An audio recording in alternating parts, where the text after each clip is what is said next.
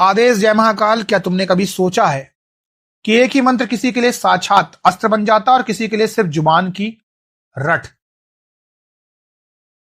कालवीर की साधना में मंत्र केवल अक्षर नहीं है, बल्कि वो कोड़ा है जो सोई हुई शक्तियों को जगा कर तुम्हारे सामने खड़ा कर देता है। आज मैं आपका गुरु कालवीर विधान के दूसरे भाग में उस गुप्त मंत्र की बात करूंगा जो जब हवा में गूंजता है तो बड़ी से बड़ी बाधा भी राख हो जाती है। आज मैं तुम्हें बताऊंगा कि मंत्र को जपा नहीं, जिया कैसे जाता है।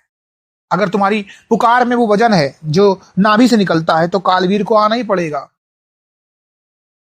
साधकों, अघोर मार्ग कांच पर चलने जैसा है। यहां बिना गुरु के हाथ पकड़े तुम अंधेरे में खो जाओगे।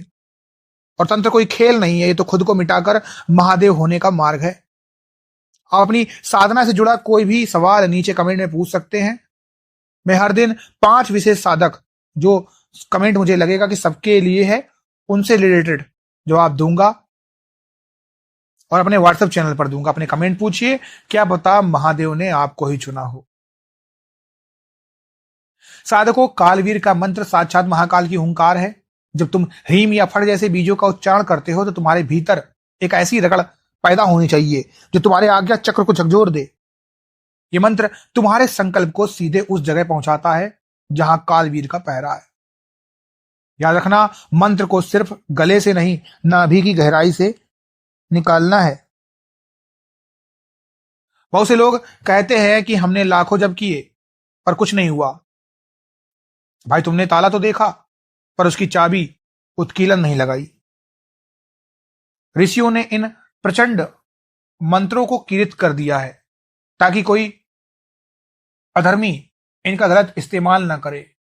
गुरु ही वो चाबी देता है जिससे मंत्र की शक्ति मुक्त होती है और कालवीर तुम्हारी पुकार सुनने के लिए मजबूर हो जाता है।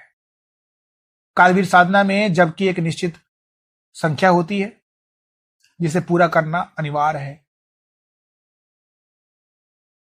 इसे तुम एक नियम की तरीके से समझो। जब तक तुम उस आखिरी गिनती तक नहीं पहुंचते, तुम्हारी ऊर्जा उस ऊंचाई तक नहीं पहुंचती जहां से कालवीर का आयाम शुरू होता है। जब के लिए काली हकीक की माला का प्रयोग करो जो हर मंत्र के साथ तुम्हारी शक्ति को अपने भीतर जमा करती जाती है। साधना के दौरान तुम्हारी जुबान से ज्यादा तुम्हारा मन बोलना चाहिए। वाचिक जप से शुरू करके धीरे धीरे मंत्र को मन की गहराई में ले जाओ।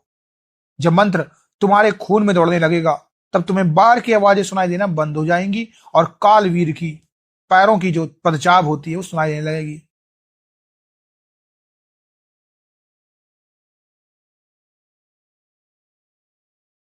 देखो, मैं तुम्हें एक चीज बताता हूं। एक बहुत अच्छा कमेंट आया था।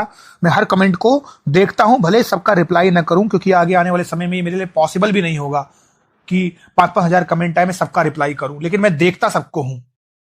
एक कमेंट बहुत अच्छा आया था कि नक्षत्रों के ऊपर होता है, नक्षत्र है तो आप एक सिद्ध पुरुष बनेंगे। देखिए, ये तो एक बहुत छोटा सा ज्ञान है। नक्षत्रों के ऊपर बिल्कुल इसका फर्क पड़ता है। मेरा खुद का नक्षत्र अश्विनी नक्षत्र है जो बाई बॉर्न मतलब जन्म से एक हीलर होता है। मतलब अगर मैं किसी को ऐसा बोल दूं और उसकी जो बीमारी होती है वो हील हो जाती है ना। तो ऐसे बहुत से लोग होंगे अश्विनी नक्षत्र में। मैं कोई इकलौता कोई सुपरमैन नहीं हूं, कोई चमकता सितारा नहीं हूं। मैं नहीं अपने आप को ऐसा बता रहा हूं, मैं आपको सिर्फ एक उदाहरण दे रहा हूं। ऐसे होंगे लोग, ठीक है। तो ऐसे जो लोग होंगे वो नक्षत्रों के हिसाब से जब साधना में उतरते हैं तो उनकी वाणी सिद्ध होने लगती है और वो हीलर का काम करते हैं। अब वो उतरेंगे ही नहीं तो क्या होगा। ऐसे ही ज्योतिष में भी अगर आपके 5वें घर में, 5th हाउस में अग्नि के तत्व घर बैठे हुए, जैसे अग्नि के कोई प्लैनेट बैठे हुए हैं, जैसे सूर्य, मंगल या बृहस्पति, तब आप अग्नि साधना यानी आपको तब वाम मार्गी साधना करना चाहिए, तंत्र की साधना करना चाहिए। और उसके अलावा जो ग्रह बैठते हैं तब आपको उसमें करना चाहिए, सात्विक साधनाएं करनी चाहिए। अगर आपका लग्न यानी पहला भाग जो है वो मजबूत है तो आपको साधनाओं में उतरना चाहिए। अगर आपका 9वां भाव जो पूजा पाठ का भाव है उसमें वो मजबूत है तब आपको साधनाओं में उतरना चाहिए। और सबसे बड़ी बात, अगर आपका कुंडली में मंगल मजबूत नहीं है तो आप डरेंगे कि कहीं शक्तियां मेरे साथ कुछ बुरा ना कर दे। अगली बात, अगर आपका चंद्रमा कमजोर हुआ तो आपका पूजा पाठ में मन ही नहीं लगेगा, या तो आपको उबासी आएगी या नींद आएगी, आप बोलोगे नहीं मुझसे नहीं हो रहा है।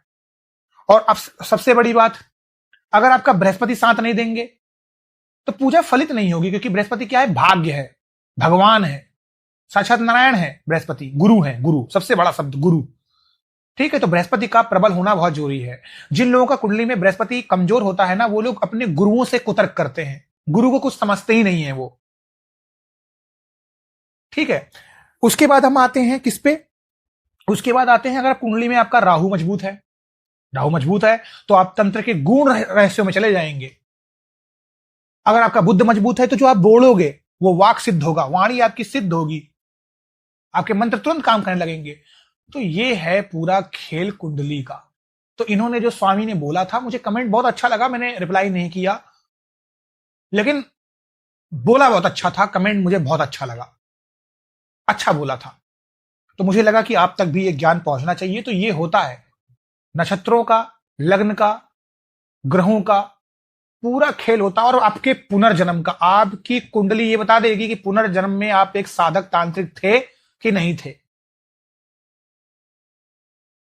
तो ये सच्चाई है, सब पता चल जाता है। चलिए वीडियो में आगे बढ़ते हैं और एक आपको उदाहरण के रूप में समझाते हैं, गांव के उदाहरण के रूप में। देखिए, जब हम खेत में हल चलाते हैं तो हल की जो नोक होती है, अगर जमीन में गहराई तक ना धसे तो मिट्टी नहीं पलटेगी और बीज क्या होगा? बेकार चला जाएगा।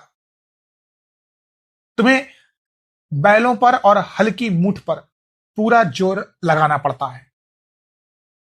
ठीक वैसे ही तुम्हारा मंत्र वो हल है, अगर तुम इसे सिर्फ जुबान से हल्का हल्का बोलोगे तो ये तुम्हारी चेतना को, यानी मिट्टी को भेद नहीं पाएगा।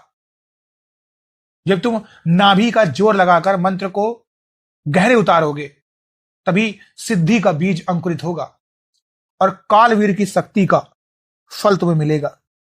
बिना गहराई के जप करना वैसा ही है जैसे बिना बीज के खाली खेत में हल चलाना। साधकों, कालवीर का मंत्र कोई साधारण शब्द नहीं है, ये काल को बांधने वाली जंजीर है। इसके भाग 3 में मैं तुम्हें बताऊंगा कि उस भोग और गंध का रहस्य क्या है, जिसके बिना ये मंत्र, ये जो मंत्र रूपी मशीन है, काम नहीं करेगी। अगर आपको इस वीडियो से रिलेटेड कोई भी सवाल पूछना है, अपने सवालों को कमेंट में पूछिए। 5 लोगों के जवाब जो सर्वहित में होंगे, सभी के लिए होंगे, उनका जवाब मैं दूंगा अपने व्हाट्सएप चैनल पे। लिंक आपको मेरे डिस्क्रिप्शन में भी मिल जाएगा और पिन कमेंट के रूप में मिल जाएगा। आदेश आदेश आदेश। जय महाकाल।